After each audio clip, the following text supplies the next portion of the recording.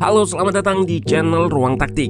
Di video kali ini kita akan ulas adu taktik antara Luis Enrique versus Hansi Flick. Enrique atau Lucho sebelumnya cukup banyak mendapat kritik lantaran pemilihan pemainnya. Namun pada pertandingan pertama ia bisa membungkam sementara kritik tersebut dengan menang 7-0 atas Costa Rica. Dari ide permainan sangat jelas ia ingin mereplikasi Spanyol 2010-an yang dikenal dengan possession serta umpan-umpan pendeknya, dan tentu saja false nine. Sementara Flick bisa dibilang sukses mengantarkan Bayern mendapatkan UCL. Namun ujian yang berbeda kali ini dalam memegang timnas. Mengalami kekalahan memalukan atas Jepang dan pada pertandingan ini harus berbagi poin dengan Spanyol. Nah, penasaran dengan jalannya pertandingan dari segi taktikal? Let's go, kita bahas sama-sama.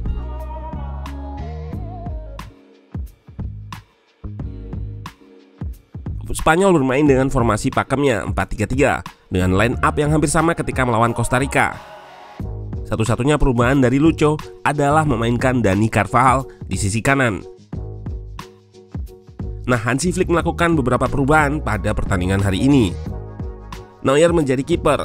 Di posisi back ada Raum, Rudiger, Süle, dan Kehrer. Di posisi gelandang ada Goretzka dan Kimmich. Gundogan yang sebelumnya bermain sebagai pivot kini diplot menjadi gelandang serang atau nomor 10. Sedangkan Musiala dan Gnabry menjadi sayap dan Thomas Müller menjadi striker tunggal. Paling terlihat pada laga ini adalah bagaimana Spanyol melakukan bangun serangan konstruktif dengan sangat tenang, nggak terkecuali back-backnya. Jerman hanya menempatkan satu pressure di depan sehingga dua center back Spanyol salah satunya akan lepas jika bola dipindah. Lalu Laporte mampu melakukan dribble ke depan untuk merusak pressing Jerman. Der Panzer ingin bertahan rapat menutup akses progresi ke tengah sehingga pemainnya rapat di tengah. Namun para pemain Spanyol mampu menghadapinya dengan baik. Setelah melakukan dribble, Laporte lalu melakukan sirkulasi ke belakang ke Busquets yang menggeser pertahanan Jerman, dan dengan kemampuan line breaking pasnya ia menemukan Alba dalam posisi 2 versus 1 di sayap. Yang menarik di sini adalah bagaimana Spanyol bisa mempertahankan struktur atau posisi pemain sehingga mudah diakses dengan umpan-umpan pendek. Pedri kemudian menemukan Gavi yang berdiri di samping lini pertahanan Jerman.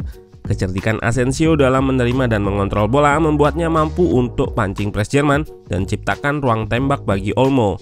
Namun, Neuer berhasil menepis tembakan tersebut.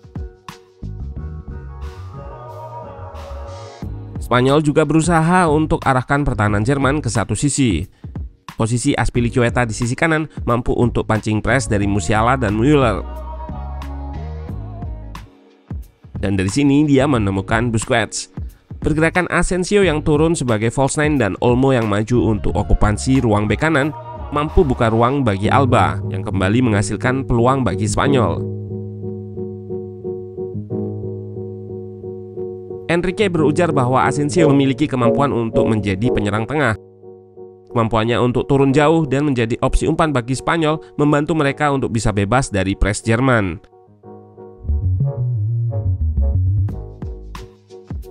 Di sisi lain, Der Panzer berusaha untuk menyerang Spanyol melalui situasi transisi. Sirkulasi Spanyol ke arah kanan menjadi trigger bagi Raum untuk melakukan press menuju Carvajal. Situasi kemelut yang terjadi kemudian berhasil dimanfaatkan dengan baik oleh Jerman yang langsung melakukan kombinasi di final third. Pressing dari Der Panzer memang terbukti mampu untuk mengganggu build up Spanyol. Pertama, pertahanan mid block dari Jerman mampu untuk membuat Spanyol melakukan sirkulasi ke belakang. Dan kemudian umpan Simon ke arah Pedri dibaca dengan baik oleh Gundogan. Jerman sendiri memang dominan bertahan dengan mid block atau blok menengah, mengandalkan pertahanan mereka yang kompak.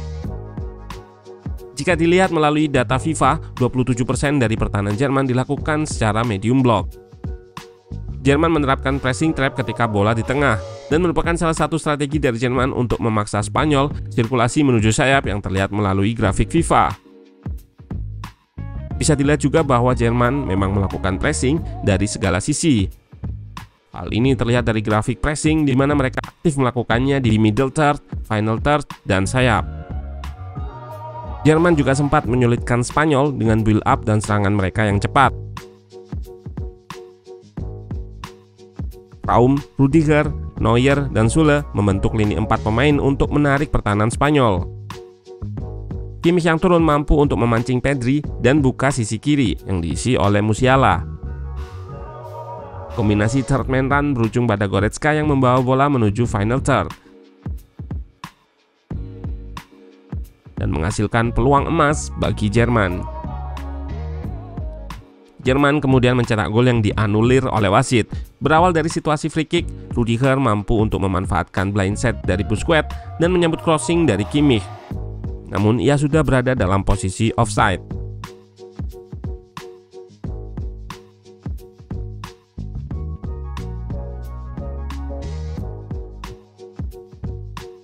Pada babak kedua, Spanyol melakukan sedikit perubahan pada saat melakukan build up. Untuk memancing press dari pemain Jerman, Busquets turun lebih dalam dan sejajar dengan bek tengah Spanyol. Dan penyerang yang tetap berada di depan mengunci lini pertahanan akhir Jerman. Terdapat ruang di sayap yang dapat diincar oleh Simon. Di sisi lain, Jerman berusaha menghentikan serangan Spanyol lewat samping dengan menggunakan man-oriented press, serta memakai Gundogan sebagai man marker Busquets. Spanyol terpaksa mengulang kembali bangun serangan yang mampu dibaca oleh Kimmich dan menciptakan peluang emas bagi Jerman.